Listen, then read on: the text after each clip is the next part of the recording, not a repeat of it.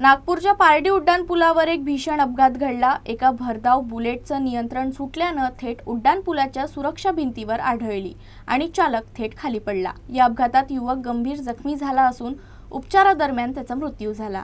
मिळालेल्या माहितीनुसार अंशुल तिवारी असं 32 वर्षीय मृत तरुणाचं नाव आहे। तो सुयोग नगरचा रहिवासी आहे। गुरुवारी रात्री अंशुल वाठोडा येथील कलमना दिशेनं पारडी पुलावरून जात होता। यावेळी अतिवेगामुळे त्याची दुचाकी अनियंत्रित झाली आणि तो थेट पुलावरून खाली पडला। या अपघातात अंशुलला गंभीर दुखापत झाल्या। घटनेनंतर घटनास्थळी उपस्थित नागरिकांनी तात्काळ मदत करत त्याला गंभीर अवस्थेत मेडिकल रुग्णालयात दाखल केलं। मात्र उपचारादरम्यान डॉक्टरांनी त्याला मृत घोषित केलं। या भीषण अपघाताचे व्हिडिओ सध्या सोशल मीडियावर व्हायरल होत असून अतिवेग आणि पुलाच्या सुरक्षिततेबाबत नागरिकांकडून प्रश्न उपस्थित केले जात आहेत। या प्रकरणी पारडी पोलिसांनी आकस्मिक मृत्यूची नोंद केली असून अपघाताच्या कारणांना सविस्तर तपास सुरू आहे असं सांगितलं।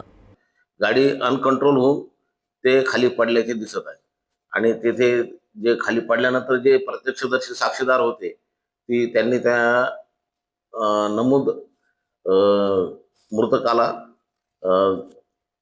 मेडिकल हॉस्पिटल ट्रामा येथे घेऊन गेलेले आहे आणि त्याच वेळी त्यांनी 112 सुद्धा कॉल केलेला आहे। त्यामुळे पोलीस सुद्धा तिथे लगेच पोहोचले होते।